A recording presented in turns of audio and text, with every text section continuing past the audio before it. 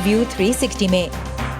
माहौलियाती तब्दीली से निपटने के लिए स्कॉटलैंड में बैनुल-अक़वामी कॉन्फ्रेंस, आपको तवज्जो क्यों देनी चाहिए? वो सालाना $100 अरब जो कि कुछ अरसे के लिए पेरिस में आबो हवा की सरबराही कॉन्फ्रेंस के बाद से और उससे पहले दिए जाने थे, दर हकीकत फराहम किए जाएं और इस वक्त उसकी फराहमी नहीं हो रही है।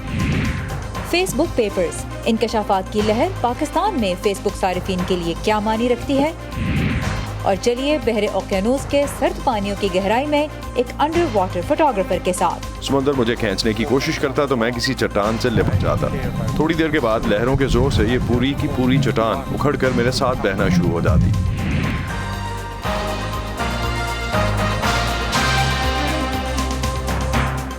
वॉइस ऑफ अमेरिका के वाशिंगटन स्टूडियो में आप सबको खुशामदीद। व्यू 360 के साथ मैं हूँ सारा जमान। हमारी दुनिया को माहौलियाती तब्दीली के असरात से बचाने के लिए, जिसकी बुनियादी वजह साइंसदानों के मुताबिक हमारी सरगर्मियाँ ही हैं, आलमी रहनुमा स्कॉटलैंड के शहर ग्लासगो में जमा है COP26 या कॉन्फ्रेंस ऑफ पार्टीज़ नामी इजलास के लिए। अक़वाम मुत्तहिदा पहले ही खबरदार कर चुकी है कि ग्रीन हाउस गैसों के अखराज को कम करने के लिए दुनिया ने जो वादे किए हैं वो आलमी दर्जा हरारत में इजाफे को रोकने के लिए नाकाफ़ी हैं। तो COP26 जो कि माहौलियात पे 1994 के बाद अपनी नौयत का 26वां इजलास है, हमारे और आपके लिए क्या अहमियत रखता है, इस बारे में मालूमात लेके आई हैं नुखबत मलिक। नुखबत, सबसे पहले तो यही बताइए कि COP26 के बड़े अहदाफ क्या हैं जिन पर हमें तवज्जो देनी चाहिए? जी सारा, इसके बड़े मकासद में कार्बन डाइऑक्साइड जैसी ग्रीन हाउस गैसेस के अखराज में कमी लाने के लिए आलमी कोशिशों को तेज़ करना है और माहौलियाती तब्दीली से मुतासर होने वाली आबादियों की मदद करना है। ये जानना ज़रूरी है कि ग्रीन हाउस गैसेस और आलमी हिद्दत का आपस में क्या ताल्लुक़ है। ग्रीन हाउस गैसेस सूरज की गर्मी को अपने अंदर जज्ब करके ज़मीन को गर्म रखने और उसे ज़िंदगी के काबिल बनाने का ज़रिया है, लेकिन जब उनकी मिक़दार ज़रूरत से ज़्यादा बढ़ जाए तो ज़मीन के दर्जा हरारत में इजाफ़ा होता है। सन 2015 में माहौलियात पर होने वाले एक अहम मुआहदे पेरिस अकॉर्ड में शरीक ममालिक ने अज़्म ज़ाहिर किया था कि ग्लोबल वार्मिंग को सनती दौर से पहले की सतह से 1.5 डिग्री सेंटीग्रेड से ऊपर नहीं जाने दिया जाएगा और इसके लिए ज़रूरी था कि हुकूमतें ग्रीन हाउस गैसेस के अखराज में 55% तक कमी लाएँ। ताहम COP26 के शुरू होने तक दुनिया के मुल्कों ने जिन इक़दामात के वादे किए हैं उनके नतीजे में सन 2030 तक ग्रीन हाउस गैसेस में सिर्फ 7.5% तक की कमी आ सकेगी। माहिरीन कहते हैं कि ठोस इक़दामात न किए जाने की वजह से आलमी दर्जा हरारत में पहले के अंदाजे के मुकाबले में कहीं ज़्यादा तेज़ी से इजाफा हो रहा है। कॉन्फ्रेंस की अब हमारे लिए क्या अहमियत है, क्यों तवज्जो देनी चाहिए आम लोगों को इस पर? जी सारा, साइंसदानों का कहना है कि माहौलियाती तब्दीली से पहले ही हीट वेव्स यानी शदीद गर्मी की लहरें और इनकी शिद्दत में इजाफा हो रहा है। इस सदी के आगाज़ से गर्मी की शिद्दत के बाइस होने वाली अमवात में 54% इजाफा हो चुका है। पाकिस्तान की सूबे सिंध की बात करें तो बिलखुसूस उसके साहिली शहर कराची को सन 2015 के मौसम गर्मा में गर्मी की ऐसी शदीद लहर का सामना हुआ था जिसमें 2000 के लगभग लोग हलाक हुए थे। हिमालयाई खत्ते में तेज़ी से पिघलते ग्लेशियर्स के बायस मुस्तक़बिल में इस खत्ते में पानी की किल्लत एक संगीन सूरत हाल इख्तियार कर सकती है। अक़वाम मुत्तहिदा की तरफ से इंतबाह और माहौलियात पर की जाने वाली तहक़ीक़ बताती है कि आबो हवा में तब्दीली के असरात जनूबी एशिया में 6 करोड़ से ज़्यादा अफराद को नकल मकानी पर मजबूर कर सकते हैं। माहिरीन कहते हैं कि ज़्यादा गर्म दर्जा हरारत का मतलब तूफ़ानों की शिद्दत और सैलाबों में इजाफा भी है। मशरक़ी अफ्रीका में गुज़श्ता साल टिड्डी दल की यलगार जैसे फसलों पर हमलों और बीमारियों के बायस कीमतों में शदीद इजाफा होगा। तवील मुद्दत के असरात की बात करें तो पहाड़ों की चोटियों पर बर्फ़ पिघलने से समंदरों में पानी की सतह बुलंद होगी। इससे साहिली आबादियों का वजूद ख़तरे में पड़ेगा और सारा ये सब आने वाली तबाही की वो अलामात हैं जो दुनिया के कई खित्तों में हमें पहले से ही नज़र आना शुरू हो चुकी हैं। साइंसदान कहते हैं कि इन माहौलियाती तब्दीलियों से मुकाबला करने में मदद के लिए मालदार मुल्कों के लिए लाजमी है कि उन्होंने पेरिस के सरबराही इजलास में जो वादे किए थे उन्हें पूरा करें। गर्मी की लहरों, ज़रई खुश साली के नतीजे में जो बड़े असरात हम देखते हैं वो हैं इंसानों की नकल मकानी, हर एक के लिए ग़िज़ाई अदम तहफ़्फ़ुज़ और कीड़े मकोड़ों और बीमारियों का बढ़ता हुआ फैलाव। लिहाजा दौलतमंद ममालिक के लिए माहौलियात के लिए माली आनत को यकीनी बनाने में एक मखसूस मफाद है कि वो सालाना $100 अरब जो कि कुछ अरसे के लिए पेरिस में आबो हवा की सरबराही कॉन्फ्रेंस के बाद से और उससे पहले दिए जाने थे, दर हकीकत फराहम किए जाएं और इस वक्त उसकी फराहमी नहीं हो रही है। اور سارا اقوام متحدہ کی یہ COP26 کانفرنس 12 نومبر تک گلاسگو میں جاری رہے گی اور سائنسدانوں کے مطابق اس کانفرنس کے نتائج ہم میں سے ہر ایک پر اثر انداز ہوں گے۔ اور اس سے پہلے جو روم میں G20 کا اجلاس ہوا اس میں ہم نے دیکھا لیڈروں نے اس عزم کا اظہار تو کیا کہ اس صدی کے وسط تک کاربن کے اخراج کو ختم کرنے کی ہر ممکن کوشش کریں گے، لیکن پھر کوئی ٹھوس ٹائم لائن نہیں دی، جس سے کلائمیٹ ایکٹیوسٹ ناخوش ہیں۔ بہرحال اس کانفرنس میں بھی جو دو دنیا کے بڑے ایمیٹرز ہیں جو گرین ہاؤس گیسز پیدا کرتے ہیں، روس اور چین، وہ شامل نہیں ہو رہے، تو دیکھتے ہیں کہ اس کے نتائج پھر کیا سامنے آتے ہیں۔ نخبت ملک ہمارے ساتھ ہیں، بہت شکریہ نخبت ان تفصیلات کے لیے۔ اور آنے والے دنوں میں ہم ماحولیاتی تبدیلی کے اثرات سے نمٹنے کی مختلف ملکوں کی کوششوں اور پھر امیر اور کم آمدن والے ممالک کے درمیان اس پہ اختلافات کی بات بھی کریں گے۔ پاکستان کو دیکھیں تو حکومت ملک کے مختلف شہروں میں ماحولیاتی آلودگی پہ قابو پانے کے لیے جاپانی تکنیک میاواکی کے تحت زیادہ سے زیادہ جنگلات اگانے کے منصوبے پہ کام کر رہی ہے۔ یہ جنگل 10 بلین ٹری سونامی مہم کے تحت لگائے جا رہے ہیں، جس کے لیے 1 ارب 25 ارب روپے سے زیادہ مختص کیے گئے ہیں۔ میاواکی جنگلات کسی عام جنگل سے کیسے مختلف ہوتے ہیں اور اس تکنیک کا پاکستان کو کیا فائدہ ہوگا، بتا رہے ہیں آج لاہور سے Zia ur Rahman. Parks and Horticulture Authority Lahore میں 50 مختلف مقامات پر جاپانی ماہر نباتات اکیرا میواکی سے منسوب میواکی کی تکنیک کے تحت پودے لگا رہی ہے۔ اس میں تھوڑی جگہ پر زیادہ پودے لگا کر ایک اربن فارسٹ یا شہر میں جنگل بنایا جا سکتا ہے۔ لاہور میں ایک میاواکی فارسٹ جلو پارک میں بھی لگایا جا رہا ہے۔ ٹیکنیک یہ ہے کہ جس بھی جگہ پہ اپنے پلانٹیشن کرنی ہے اس کو پہلے آپ 3 فٹ جو ہے نا اس کو آپ ڈگ کریں گے، ایکسکیویشن کریں گے، اس کو خالی کر دیں گے اس سوائل کو۔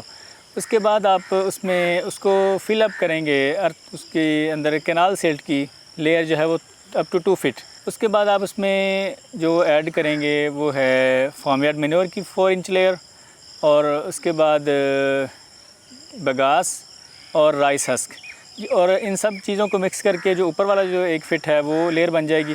تمام پودوں کو ری گرین لاہور نامی اپلیکیشن کے ذریعے ٹیگ کیا گیا ہے۔ پودے کا نام، عمر، اس کی جگہ اور اس کا ریفرنس نمبر بھی ٹیگ پر لکھا جاتا ہے۔ PHA کے مطابق ایسے پودوں کو صرف 3 سال تک دیکھ بھال کی ضرورت ہوتی ہے۔ پودے جو ہم لگاتے ہیں اس ٹیکنیک کے تحت، یہ جو کنونشنل جو فارسٹریشن کا جو میتھڈ ہے اس سے یہ 10 ٹائمز ان کی گروتھ جو ہے وہ فاسٹر ہے۔ فار ایگزامپل اگر یہ آپ نے جو فارسٹ لگایا ہے جو کہ روٹینز میں جو فارسٹ لگتے ہیں، اگر اس نے 30 ایئرز میں میچور ہونا ہے تو یہ تقریباً 3 ایئرز میں یہ میچور ہو جاتا ہے۔ تھوڑی سپیس میں آپ زیادہ پلانٹیشن کر سکتے ہیں، تو زیادہ پلانٹیشن کا مطلب ہے کہ زیادہ جو ہے وہ آکسیجن پروڈکشن۔ پاکستان کا شمار ان ملکوں میں ہوتا ہے جہاں جنگلات کا رقبہ بہت کم ہے اور ان کے کٹاؤ کی شرح بھی زیادہ ہے۔ ماہرین میاواکی فارسٹ کے منصوبے میں بھی احتیاط کو ضروری قرار دے رہے ہیں۔ کوشش کی جاتی ہے کہ جو ڈیگریڈڈ لینڈ ہے، کہ جہاں پہ زمین پہلے ہی کافی آلودہ ہو چکی ہے یا استعمال کے قابل نہیں، ان کو چنا جائے، یا اربن سیٹ اپ میں کہ جہاں پہ آپ کو زیادہ زمین اویلیبل بھی نہیں ہوتی، کئی جگہوں پہ جہاں پہ آپ کی پانی کی اویلیبلٹی کم ہے اور اس کی وجہ سے آپ کے جو واٹر ریسورسز ہیں ان پہ وہاں پہ آپ کو ذرا کیئرفل ہونا پڑے گا۔ محکمے کے مطابق ان پودوں کی نشو و نما میں کسی قسم کا کیمیکل، کھاد اور سپرے استعمال نہیں کیا جا رہا۔ ماضی میں تیزی سے تناور ہونے والے مگر غیر مقامی درختوں کو لگانے سے پاکستان کو نقصان بھی پہنچا ہے۔ میاواکی تکنیک عالمی سطح پر تسلیم شدہ ہے۔ اس کو لگانے سے توقع ظاہر کی جا رہی ہے کہ لاہور میں تیزی سے کم ہوتا گرین کور کو بحال کرنے میں مدد ملے گی۔ ضیاء الرحمان، وائس آف امریکہ، لاہور۔ اب جہاں ایک طرف پاکستان میں ماحولیاتی تبدیلی کے اثرات کا مقابلہ کرنے کے لیے نئے جنگلات لگائے جا رہے ہیں، وہیں ملک میں قدیم جنگلات کی بے دریغ کٹائی کا سلسلہ بھی جاری ہے۔ بلوچستان میں صنوبر کے جنگلات کو درپیش خطرات پہ ایک رپورٹ آپ جلد دیکھ سکیں گے ویو 360 میں۔ فی الحال پیش ہے اس کی ایک مختصر جھلک۔ صنوبر کے بارے میں تو بہت میں نے سنا تھا، اور یہ بھی سنا تھا کہ ورلڈ میں دوسرے نمبر پہ جو ہے نا صنوبر کی درخت ہے یہاں پہ۔ یہ یہاں پہ 88,000 ہیکٹر سے لے کر کے 1,10,000 ہیکٹرز پر یہ پھیلا ہوا ہے۔ یہاں پہ تو ٹمپریچر -16 میں چلا جاتا ہے۔ لوگ اسی وجہ سے یہاں پہ جو بے دریغ کٹائی کر رہے ہیں درختوں کی۔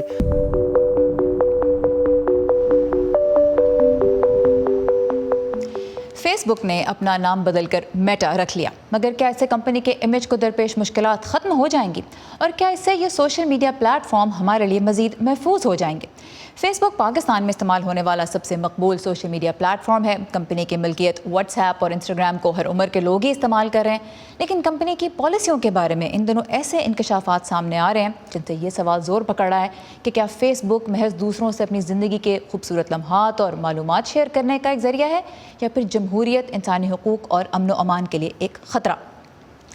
فیس بک پیپرز نام ہے کمپنی کی افشا کی گئی ہزاروں اندرونی دستاویزات کا، جن کی روشنی میں امریکی اور برطانوی میڈیا ادارے ان دنوں خبریں شائع کر رہے ہیں۔ ان رپورٹس کی بنیاد پر اب تک ہم یہ جانتے ہیں کہ فیس بک بھارت میں مبینہ طور پر نفرت پہ مبنی مواد، جھوٹی خبریں، بالخصوص مسلمانوں کے خلاف اشتعال انگیزی روکنے میں ناکام رہی۔ پھر مشرق وسطیٰ میں اس پلیٹ فارم کے ذریعے گھریلو ملازموں کی خرید و فروخت ہو رہی تھی، جس کو بی بی سی کی ایک رپورٹ میں انکور کیا گیا۔ اسے نہ روک پانے پہ ایپل کمپنی نے 2 سال قبل انسٹاگرام اور فیس بک کو اپنے ایپ سٹور سے خارج کرنے کی دھمکی دی تھی۔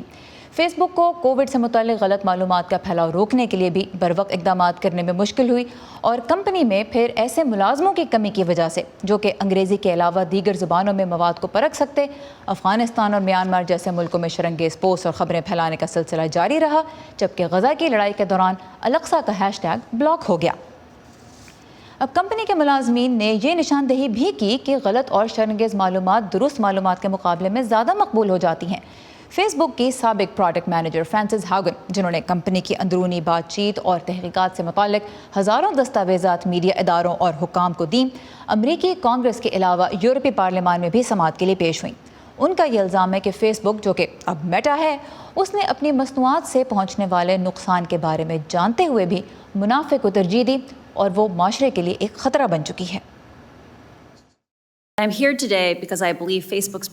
میں آج یہاں اس لیے آئی ہوں کیونکہ مجھے یقین ہے کہ فیس بک کی مصنوعات بچوں کے لیے نقصان دہ ہیں، تفریق پیدا کرتی ہیں اور ہماری جمہوریت کو کمزور کرتی ہیں۔ کمپنی کی قیادت جانتی ہے کہ فیس بک اور انسٹاگرام کو کیسے محفوظ بنایا جا سکتا ہے، مگر وہ ضروری تبدیلیاں نہیں لائے گی کیونکہ وہ اپنے بے تحاشا منافع کو لوگوں پر ترجیح دیتی ہے۔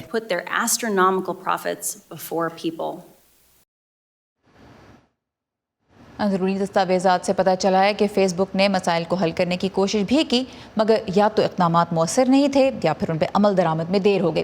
جیسے کمپنی نے کووڈ ویکسین اور امریکی انتخابات سے متعلق غیر مصدقہ معلومات پہ قارئین کے لیے وارننگز ڈالنا شروع کی، لیکن تب تک عوامی سطح پہ اختلاف خاصے بڑھ چکے تھے۔ فیس بک کے بانی اور چیف ایگزیکٹو مارک زکربرگ اس الزام کی تردید کرتے ہیں کہ کمپنی منافع کو لوگوں کے تحفظ پہ ترجیح دیتی ہے، لیکن اب تک جو کچھ سامنے آیا ہے اس کا میرے اور آپ جیسے فیس بک یوزرز کے لیے کیا مطلب ہے؟ اسی بارے میں ہم بات کریں گے اسلام آباد میں موجود ادارے میڈیا میٹرز فار ڈیموکریسی کی شریک بانی صدف بیگ سے، جو اس وقت بذریعہ اسکائپ ہمارے ساتھ ہیں۔ صدف، ایک طرف آزادی اظہار ہے، دوسری طرف لوگوں کا تحفظ ہے، اور ماہرین کا امریکہ میں یہ کہنا ہے کہ فیس بک کو بھی شاید اندازہ نہیں تھا کہ وہ ایک دن اس بحث کے بالکل درمیان میں، اس کے مرکز میں کھڑی ہوگی۔ آپ یہ بتائیے کہ جو کچھ آپ نے دیکھا ہے، کیا آپ کے خیال میں اب فیس بک ایک محفوظ پلیٹ فارم سمجھا جا سکتا ہے؟ نہیں، میرا بالکل فیس بک کو کوئی محفوظ پلیٹ فارم میرا نہیں خیال کہ کوئی کہہ سکتا ہے، کیونکہ فیس بک پیپرز تو بالکل ابھی ریسنٹ ایک ریولیشنز ہوئی ہیں، مگر فیس بک کی جو کنٹروورسی ہے، یہ جو تنازعات ہیں پروفٹس کو یوزرز کے اوپر ترجیح دینے کی، یہ کئی سالوں سے یہ سلسلہ ہم دیکھ رہے ہیں۔ کیمبرج انالیٹیکا کے درمیان یہ چیزیں سامنے آئی تھیں۔ جو گزشتہ امریکی الیکشنز تھے اس کے بعد بھی، اس کے دوران بھی ہم نے بہت اچھی طرح یہ آبزرو کیا تھا، دیکھا تھا، اور گلوبلی اس بات پر بحث ہوئی تھی کہ کس طرح فیس بک اور اس سے جو جڑی ہوئی دیگر اپلیکیشنز ہیں ان کو استعمال کیا جاتا ہے اور استعمال کیا جاتا رہا ہے الیکشنز کی انٹیگریٹی کو چیلنج کرنے کے لیے۔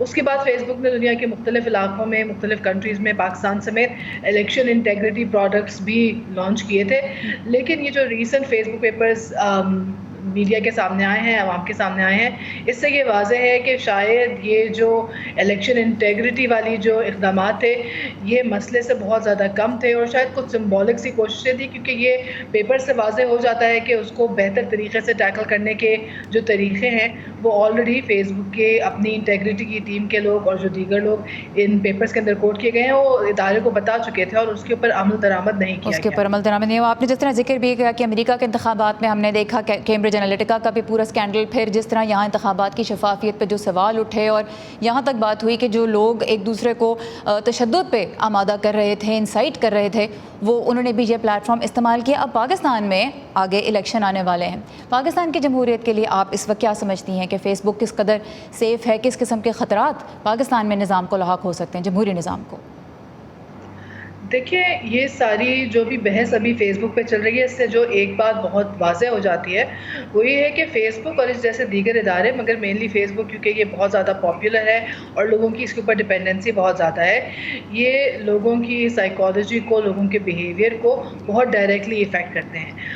ایک چیز جو ہم نے دیکھی ان پیپرز میں وہ یہ تھی کہ فیس بک کا جو الگورتھم ہے، جو آرٹیفیشیل انٹیلیجنس پروموٹ کرتی ہے چیزوں کو آپ کے پیجز کے اوپر، وہ ترجیح دیتی ہے ایسے مواد کو جس کے اندر کوئی نہ کوئی جذباتی ریاکشن یعنی غصے کا ریاکشن آتا ہو۔ یہ ویسے اگر کوئی ویب سائٹ کرے تو ہم اسے کلک بیٹ کہتے ہیں، لیکن فیس بک جیسا پلیٹ فارم جس کے اندر موبلائزیشن کی پاور ہے، جس کے اندر یہ پاور موجود ہے کہ وہ چیزوں کو وائرل کر سکتا ہے، وہ لوگوں کو گروپ کرنے کی، لوگوں کو موبلائز کرنے کی طاقت دیتا ہے، جب اس جیسا پلیٹ فارم ایسی کنٹریز میں اور ایسی سچویشنز میں جہاں وائلنس کا ڈائریکٹ خطرہ موجود ہو، یہ کنٹینیو کرتا ہے کہ اینگر سے بھرپور ایسی چیزیں جس سے لوگوں میں اشتعال انگیزی پیدا ہو رہی ہو، اب اس کو زیادہ مارکس دے تاکہ اس کی انگیجمنٹ بڑھے، تو ظاہر ہے بہت ڈائریکٹ امپیکٹ اس کا سیاسی پروسیجرز کے اوپر بھی، سیاسی شعور کے اوپر بھی پڑتا ہے۔ اچھا، یہ مجھے بتائیے کہ ہم جانتے ہیں پاکستان میں حکومت سوشل میڈیا پلیٹ فارم سے متعلق جب اصلاحات لانے کی بات کرتی ہے تو میڈیا ادارے اور خاص طور پہ جو سوشل میڈیا ایکٹیوسٹ ہیں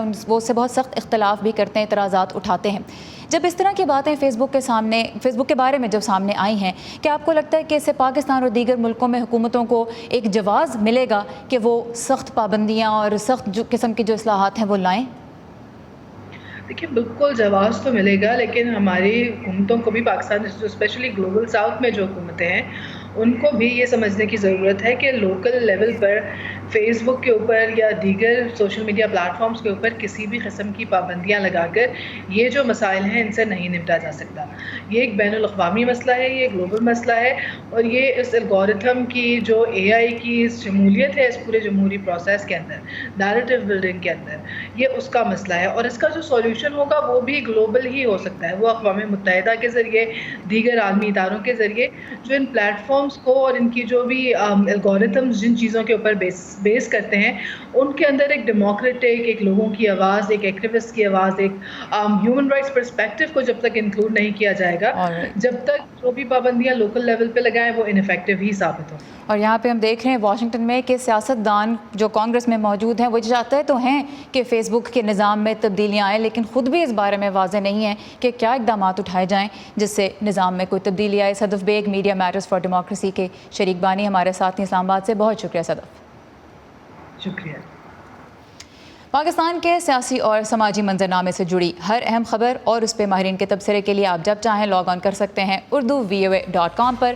ہمارا تمام تر کانٹینٹ آپ کو سوشل میڈیا پلیٹ فارم سے بھی ملے گا۔ facebook.com/voa اردو کا پیج آپ کے لیے مستقل اپڈیٹ کیا جاتا ہے۔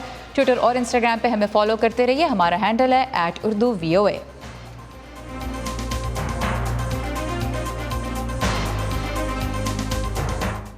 اینڈی مارٹینز زیر آب فوٹوگرافی کے لیے دنیا بھر میں مشہور ہیں۔ ان کی تصاویر سمندری حیات کی ان اقسام کی جھلک دکھاتی ہے جو صرف ٹھنڈے پانیوں میں پائی جاتی ہیں۔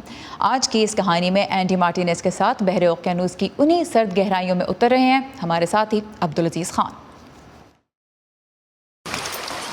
ریاست میساچوسیٹس کے ان پانیوں میں اترنے کے لیے یا تو آپ کو ربر کا بہت موٹا لباس پہننا پڑتا ہے یا پھر ایسا پریشرائزڈ ڈرائی سوٹ جس میں پانی بالکل داخل نہیں ہو سکتا۔ یہ سرد پانی ہے اور سرد پانی اپنے اندر زیادہ آکسیجن جذب کر سکتا ہے۔ پھر اس گلف آف مین نامی اتنی بڑی خلیج میں دریا بھی آ کر گرتے ہیں جو اپنے ساتھ غذائی اجزاء لاتے ہیں۔ اسی وجہ سے اس سمندر کے اندر اتنا شدید اتار چڑھاؤ پیدا ہوتا ہے کہ اس میں صرف اس وقت اترا جا سکتا ہے جب سمندر نسبتاً پرسکون ہو۔ یہ مد و جزر کے درمیان کا وہ لمحہ ہوتا ہے جب سمندر میں نسبتاً کم ہلچل ہوتی ہے۔ اگر لہریں بلند ہونا شروع ہو جائیں تو غوطہ خور کو سمندر بہا کر لے جا سکتا ہے۔ ان پانیوں میں آپ صرف 1 فٹ کے فاصلے پر ان جانوروں کو میٹنگ کرتے، انڈے دیتے، اپنے گھر بناتے اور ان کی حفاظت کرتے ہوئے دیکھ سکتے ہیں۔ تھوڑی دیر بعد جب ہم گہرائی میں اترے تو پانی میں 10 فٹ سے زیادہ آگے کچھ نظر نہیں آ رہا تھا۔ انہی سمندری چٹانوں میں پھرتے ہوئے ہمیں تلے ہوئے انڈے جیسی ایک جیلی فش نظر آئی جسے اینڈی نے فوراً اپنے کیمرے میں فلم بند کر لیا. کسی جانور کے قریب جاتے وقت آپ اپنے بازو اس انداز میں نہیں پھیلاتے کیونکہ جانوروں کی دنیا میں ایسا شکار کرنے والے جانور کرتے ہیں. اور یہ ہے نیو انگلینڈ کے ساحل کا مشہور لابسٹر جسے کھانے کے لیے لوگ دور دور سے یہاں آتے ہیں. لیکن کسی بھی سمندری جانور سے ماڈلنگ کروانا کوئی آسان کام نہیں، اور اس قسم کی فوٹوگرافی کے لیے یہ بھی ضروری ہوتا ہے کہ آپ کے جسم کا کوئی بھی حصہ سمندر کی تہہ کو نہ چھوئے. اگر آپ نے اپنے ہاتھ کو نیچے ٹکایا جیسا کہ کبھی کبھار لوگ تہہ پر ہاتھ جمانے کے بعد فوٹو کھینچتے ہیں تو سمندر کی ریت اٹھ کر تیرنا شروع ہو جائے گی. تھوڑی ہی دیر کے بعد لہروں کا بہاؤ تبدیل ہونا شروع ہو گیا اور ہمارے واپس جانے کا وقت آ گیا. بدلتی ہوئی لہروں کے بہاؤ میں پھنسنے کا تجربہ اینڈی کو پہلے ہو چکا ہے. Early on in diving in this location, I was trying to extend the dive. ایک مرتبہ اسی جگہ پر میں نے یہ حماقت کی تھی کہ اپنی ڈرائیو لمبی کرتا گیا اور بدلتی ہوئی لہروں میں زیادہ تر ٹھہر گیا. مد و جزر اور آپ کے سمندر میں مقام کے حساب سے آپ کے پاس 45 منٹ سے لے کر 1 گھنٹے تک کا وقت ہوتا ہے. میں نے زیادہ دیر تک رکنے کا فیصلہ کیا، لیکن جب میں نے سمندری کائی کو مختلف سمت میں ہلتے دیکھا تو مجھے پتا چلا کہ پانی کا بہاؤ بھی مختلف سمت میں ہو چکا ہے. اس کے بعد یہ لمحہ میرے لیے اس قدر ڈراؤنا اور خوفناک ہو گیا کہ میں اپنی زندگی میں کبھی بھی پانی کے نیچے اتنا خوفزدہ نہیں ہوا تھا. سمندر مجھے کھینچنے کی کوشش کرتا تو میں کسی چٹان سے لپٹ جاتا. تھوڑی دیر کے بعد لہروں کے زور سے یہ پوری کی پوری چٹان اکھڑ کر میرے ساتھ بہنا شروع ہو جاتی. اس دن کے بعد سے میرے اندر بحری رو کے لیے ایک عجیب سا احترام پیدا ہو گیا. اپنی جان جوکھوں میں ڈالنے کے بعد جو تصویریں اینڈی نے کھینچی وہ مختلف سائنسی کتابوں میں ان جانوروں کی زندگی کی ایک جھلک دکھاتی ہیں جو صرف ٹھنڈے اور خطرناک سمندروں میں پائے جاتے ہیں اور جن تک کیمرے بمشکل پہنچ پاتے ہیں. Abdul Aziz Khan, Voice of America, Gulf of Maine. اور آج کل آپ سب کی توجہ T20 کرکٹ پہ ہے. کہنے کو تو کرکٹ صرف ایک کھیل ہے، لیکن کچھ مقابلے ایسے ہوتے ہیں کہ کھیل کا میدان جنگ کا میدان بن جاتا ہے. نیلوفر مغل نے Pak Afghan T20 world cup match کے لیے واشنگٹن کے قریب جمع ہونے والے شائقین سے یہ جاننے کی کوشش کی کہ کرکٹ کے کھیل میں کانٹے دار مقابلے آپس کے تعلقات پہ کیسا اثر ڈالتے ہیں. کافی یہ پرانے ایشوز ہیں پاکستان اور افغانستان کے درمیان، وہ چلتے رہیں گے. لیکن ادھر ہم نے جو دیکھا ہے مطلب میرے افغانی دوست ہیں، میرے انڈین دوست ہیں، تو فار دا موسٹ پارٹ ہم سارے وی آل گیٹ along. یہ کرکٹ جو ہے نا ہمیشہ پاکستان اور افغانستان کے بیچ میں جو ہے نا ایک یونٹی کا سبب بنتا ہے. ہمیشہ یہ کھیل کود جو بھی ہوتا ہے ہار جیت تو آتی رہتی ہے، لیکن جب دو نیشنز آ کے ساتھ میں بیٹھتے ہیں، وہ ایک دوسرے کی باتیں سنتے ہیں، تو دیر از فرینڈلی ماحول بنتا ہے لوگوں کے بیچ میں. جس قسم کے حالات چل رہے ہیں افغانستان کی کرکٹ کو ریوائیو کرنا ضروری ہے، کیونکہ گورنمنٹ بھی سپورٹ نہیں کر رہی. وہ لوگ خود اپنے سپورٹ پہ آئے ہیں، کرائسس چل رہا ہے وہاں پہ، اور اسی لیے افغانستان کرکٹ بہت ضروری ہے کیونکہ they are world class players and they deserve a platform to show their skills. I hope کہ Afghanistan India New Zealand beat کرے اور سیمی فائنلز میں آئے، کیونکہ وہ ہمارے مسلمان بھائی ہیں. صحیح ہے ایز اے پاکستانی سپورٹر، کیونکہ ابھی تو ہمیں پتہ ہے کہ لائک 99% تو ہم کوالیفائی کر گئے، کیونکہ ہمارے صرف 2 گیم ہیں اور وہ ٹیمیں لائک اتنے اچھے نہیں پرفارم کر رہے، اسکاٹ لینڈ اور نمیبیا. چلیں جی، مے دا بیسٹ ٹیم ون. اسی کے ساتھ ہم ختم کریں گے آج کا ویو 360 شو میں. آج ہم نے فیس بک کی کچھ کمزوریوں کے بارے میں بات کی، لیکن ایک چیز جاتے جاتے آپ سے شیئر کرنا چاہوں گی. امریکہ میں رائے کے ایک جائزے سے ظاہر ہوا کہ 95% افراد غلط معلومات کے پھیلاؤ کو ایک بہت بڑا مسئلہ سمجھتے ہیں، لیکن صرف 2% ایسی معلومات کے پھیلاؤ کے لیے خود کو بھی ذمہ دار سمجھتے ہیں. تو جب بھی فیس بک پہ کچھ شیئر کریں، ایک مرتبہ یہ ضرور سوچ لیں کہ کیا یہ مصدقہ ہے یا نہیں، اور اگر یہ معلومات پھیلیں گی تو ان کا کیا اثر ہو سکتا ہے. ہمارے شو کے بارے میں فیڈ بیک دینے کے لیے آپ جب چاہیں ہمارے فیس بک پیج پہ آئیں. facebook.com/VOA Urdu اس کا ایڈریس ہے. ٹویٹر اور انسٹاگرام پہ بھی ہم موجود ہیں، آپ وہاں ہم سے رابطہ کر سکتے ہیں. @UrduVOA ہمارا ہینڈل ہے. سارا زمان کو اب اجازت دیجیے. خدا حافظ.